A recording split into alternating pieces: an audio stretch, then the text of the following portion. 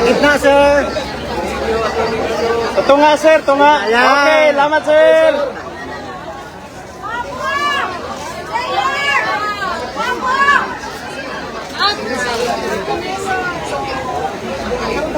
Right. Cellphone! Ay, mara na, sir.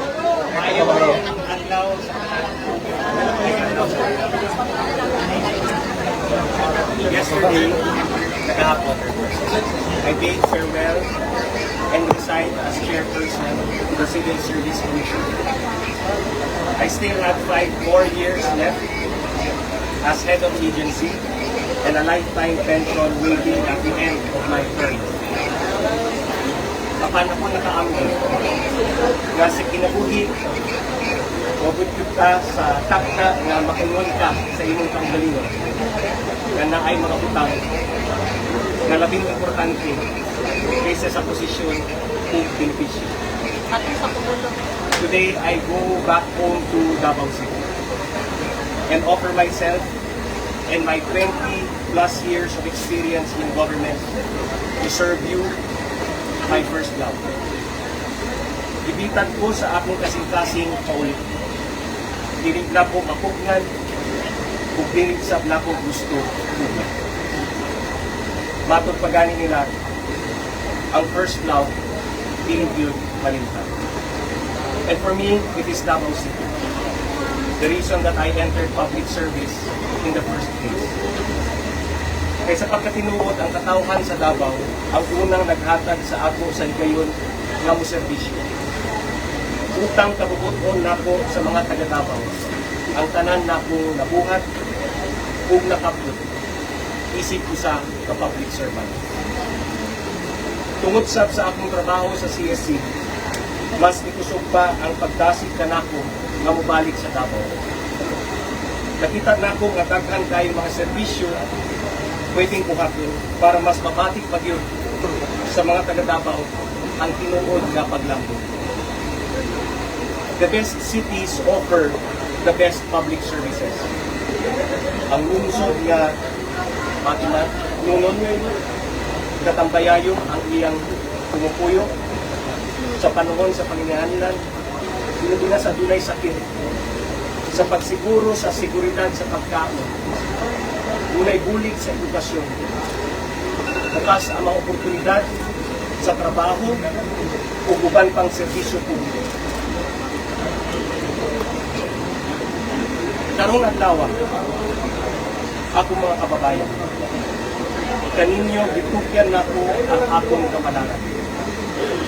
But not without first trying to convince you in your mind and let you know how it is to have a choice, to win your hearts and make you feel how it is to have a chance, and to earn your support so I can lead you to the change that you so deserve. Kitang mga taga-Davao, deserve nato ang dunay choice. Makapili kung kinsa ang atong gusto.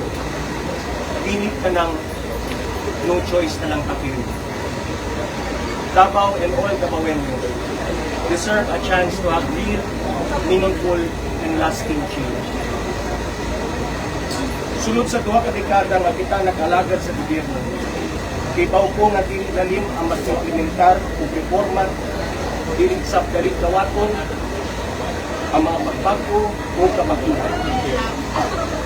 Kapalusap kita nga dili lalim kini nga kampanya pagkatagong hagit ug hastang lisura. Mao kada ang sigurado. Matod paganing sa uban, mura daw tiniog David versus Goliath. Pero pasalamat kita nga naadat kita sa pagtuloy sa pagpanapang. Adat kita sa pag-atubang sa bisan unsang nga hagit nga moabot na nato. Kinaiya na nato nga kung unsay dilihon atong Diyos na ginapanitabutan. Ang atong mga gihugma sa kinabuhi, atong Diyos panalisdan o ipaglaban. We fight for the one we love. Yung naan naman Diyos kung mga litaw dito, ang ginapangyaban, ginasupit-supit yun ang nagapamulitaw. Ginapaagi sa pagsulat. Kiningtanan, andam na akong atubangon. Kay kini ang akong pagtuo. The people of Davao have the right to choose the right choice at this right time in our beloved city's history. Timaan sa usag ka demokrasya ang dunay kapilian. Unsa ang akong matanyag kaninyo, usa ka talagsaon nga kaygayunan para sa positibo nga pagbago. Today, I reach out to all of you. I ask for your kindness, your patience, your understanding. I request you for the chance to present to you in the next several months how together we can make life better for each Davaoenyo family. Better access to basic commodities, better healthcare, better job opportunities, better education, better delivery of government services, and assistance that the people deserve and must demand from their public servants. Kung sa ubang lungsod, kaya nila.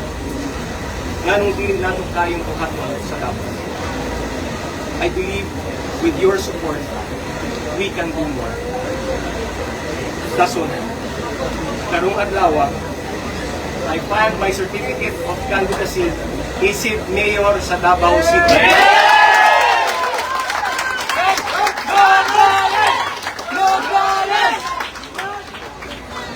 Wala kang makaibaw kung unsa man may tabo sa mga musulod nga yugto.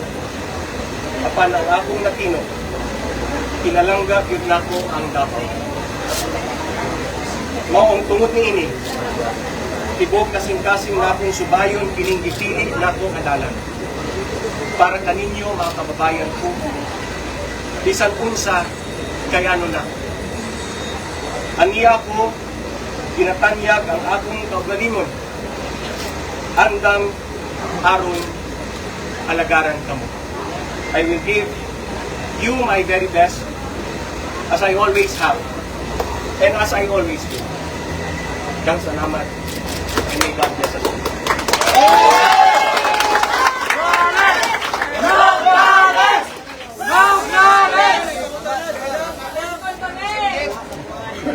Sir, are you ready to go head on with the notary test with your state?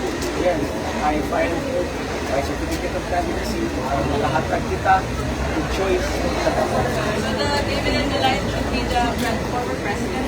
Ang pag-file na ko karon, sa pag-file na ko na makahatag ng choice sa Davao, 50-50 lang. Are you back with the administration, sir? Sa tinuod lang, kining proseso, kining desisyon.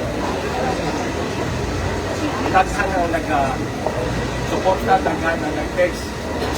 Sinuwas na ang easy desisyon, maraming sumusuporta, maraming nag-convince sa atin. Para makahatag ng choice sa Davao, para makahatag ng chance sa Davao, para dunay mapilian ng mga Davao, dunay kapilian, dunay kahigayunan, dunay kapaguhan. I'm running independent. And I'm running independent and I welcome all the support given sa tanang tao na gusto mong na to, who wants change, who wants a chance, who wants a choice.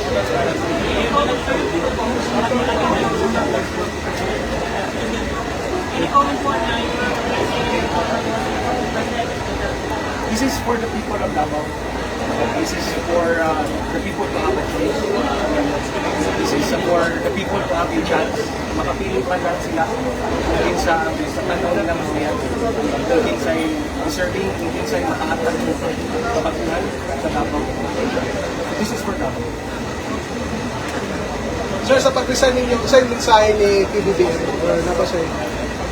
Wala pa po kabalo, but as we all know, pag mag-file ka, automatic resign. Pero bisan automatic na siya, before pa po mag-file ka ron, naghatag na po og resignation letter kagahapon. So, automatic naman pag-file na po, automatic resign. In any case, bilang respeto, aging pagrespeto sa katulad na point, nag-tender lang po ko gihapon, resignation na po kagahapon. Sir, when dyan ka naka-decide nga mag-run for mayor, sir? Baghan ang mga tao gikan sa Davao ang nag-convince talaga sa akin. Kasi gusto nila talaga ng pagbabago, gusto nila ng choice, gusto nila ng chance, gusto nila na meron silang mapili. And marami tayong kailangan baguhin sa Davao.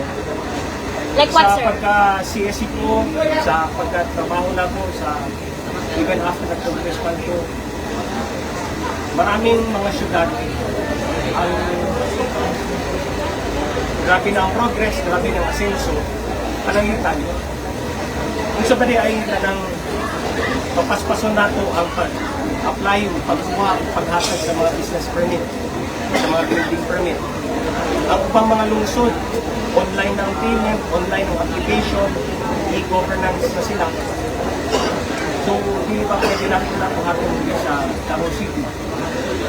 Ang isa pa, kining pagsigit baha sa Davao. Damay dagang kwartang Davao City. Ganun din na po kayang gaspuso ng kwarta para ayuhon ang problema sa pagbaha. Nakita sa platform ang JICA report. Pinag-aralan ko yung JICA report.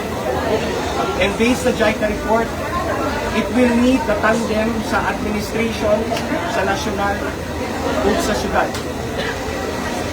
Based sa JICA report, tinihanlan mo gasto kita para ayuhon kini mga pagbaha sa Davao. Ang short term nimo 27 billion, ang long term nimo 67 billion. Asa nato po ang kwarta para ana. So we need the support from the national para magawa yung proyekto na yan. But over and above that, matod pa sa JICA report, kinihanlan ang Davao City mag-contribute sa in the short term, you need 8 billion pesos para ayun ang mga drainage improvement nato dito sa syudad. And then another 8 billion sa long term. Yan, doon na may taghang kwarta ang Davao City. We have the local development fund. We even have a local disaster risk reduction management fund na pwede natin gamitin para ayusin natin ang pagbaha sa Davao City.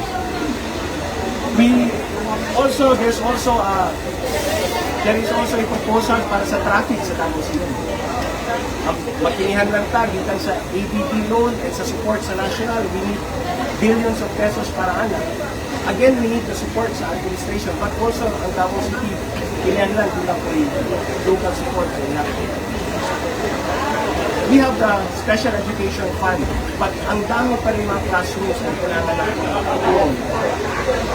But we see sa other cities, lahat sila o libreng school supplies, libreng uniforme sa mga bata, na sila yung mga health card para sa senior citizen. Ang mga ID card nila sa ilang mga tumulupyo, sa ilang syudad, e-card na, e-services na, ganit lang makakuha ang servisyo. Ang mga senior citizen, kahit pa-birthday cake, uban, over na ba sa ginahatag sa TSWD, naghahatag po sila every birthday sa mga senior citizen na ako'y ihatag na tabang ang syudad. Dapat mas galista maka-access sa support, sa assistance ikan sa syudad. Dapat na ako'y support ikan sa national. Kailangan pagtulungan natin ang mga problema dito sa Davao City. Sa mga negosyante, dapat mas dali po ang paghatag natin ng mga business permit. Tanang mga permits nila para maghatag sila ng trabaho. Daghan na nangyayari ng trabaho dito sa Davao City. Yeah. We also need assistance for the people. Dapat mas dali po ang paghatag sa assistance sa people. There are many things that we need to fix in Davao City. We need to improve also. So, paunin ang akong chance. Maunin ang bigayon nato. And mauna niya, at least, natay choice, natay makilian. Sir, sir feeling mag-agbang din mo nung former boss, si PRRD ko. Sir feeling na to. Well, again, I said, it goes back to Davao City. Balik na to sa tao. Give it back to the people. Give the people the choice. Choice man sa tao. Hatag naman ang choice sa tao. Ano naman ang istorya? Sir, will this be history repeats itself, the Dutertes versus the Morales politics? It's up to the people to decide. That's why doon na kita pinilihan. It's a democratic process. Ang importante, respetuhin na ito ang katungod sa matagod sa kapatante na makapili ng pinilihan. Makapili. Sir, what is Eh, the pinilihan siya eh. Pinilihan siya. So, pilihan lang na kay kapatante. Kung pinilihan siya, niya wala kay mapili, hindi siya tinuod na pinilihan. Hindi ko siya, hindi ko tama ko na tinuod siya tingog sa katawan o democratic process. So, ang importante, agad ang choice na. Sir, ethics sa mga bagong generations ng Morales in politics? I would like to think na, siyempre, mas maraming ideas ang kakamataan, mas marami silang nakita na mga bagong teknolohiya, utang nato. Dapat ko ang teknolohiya, anak para magamit, aron mas mahimong efficiente ang governance. Pero kung balibara na ito, or pasagda na ito, or pilit na ito, atagan ng pagtagal, sayang lang po ang opportunity na we can use technology to better our services sa tao. Because if you look at the other cities, they're already doing it. Ginabuhat na sa mga syudad. Whether Luzon or Visayas, makita na mo sanay. Ang pangutana, anong sa Davao, wala ka ba wala ka man nagsunod na mahimo kung magamit ng technology to make life and services better for our people. I'm running independent so that anybody who wants to join us, anybody who wants change, who wants chance, who wants choice, can join. Because if we run under any party or banner, it might isolate us as in palanganin ang upan. As an independent candidate, then everyone is welcome to join. Sir, basically you're saying that the services of the local government is lacking? Can be improved. Can be improved. Ang dami pang pwede mo improve. And we don't even need to look so far. We just have to look at what Makati is doing, Quezon City is doing, Taguig is doing, Valenzuela is doing. And we're Davao City. We are the premier city of the South. We're the premier city of Mindanao.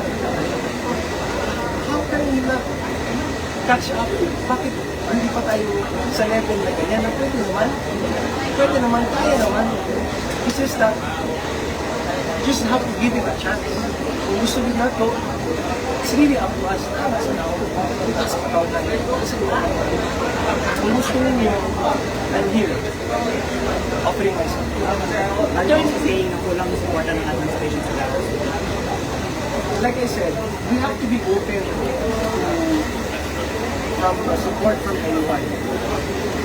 Happy dapat ang Davao to take in whatever help. Kaya hindi ka po kaya na italay pag-iusarahan. It's not possible. Fixing the flooding cannot be done by Davao alone. We need the help. We need the help fixing the traffic problem. We need the help of everyone. Whatever help we can get, we need it for Davao. Muna ang importante. Attorney, nag-independent po kayo. Paano yung mga kandidatong under PFP at saka CMD? If they will join us in our cause for change, for choice, for chance, they're welcome to join us. That's why, as an independent, then mas marami tayong makuwang kaalyado. Who is your advisor? I will, let's wait. I think nandiyan na siya. And I will give it to him. Attorney, Yes. Yes. Of course, I will miss CSC pa. It was very hard for me to say goodbye. And it's very emotional. But I have to do it for that. I have to explain to my CSC family that it was a painful decision. Hindi siya na decision para sa akin. But I'm confident that the CSC, like what we have done, what we have implemented, what we have started sa CSC, they will reach greater heights. It's just sad that I won't be there with them. But, Attorney, nagkausap kayo ni President after you resign? No, wala pa. Nagpadala lang ako formally ng aking resignation letter, physical na pagpadala and through official email addresses. And I also gave a copy of my resignation letter to the Civil Service Commission. Kahapon. Attorney, is he your vice mayor? I will leave it to him to discuss. I will give him the podium and the opportunity.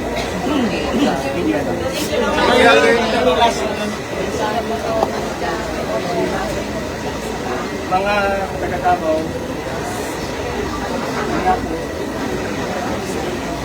nagkandidato, isip mayor sa siyudad sa Davao, para makahatag ka ninyo choice at nang may kapilian at nila kita'y kahigayunan kami para sa pagbabago. I hope and pray that you will be with me, that you will join me, and let's make Davao great again. Daghang kay salamat kaninyo and may God bless us. Okay.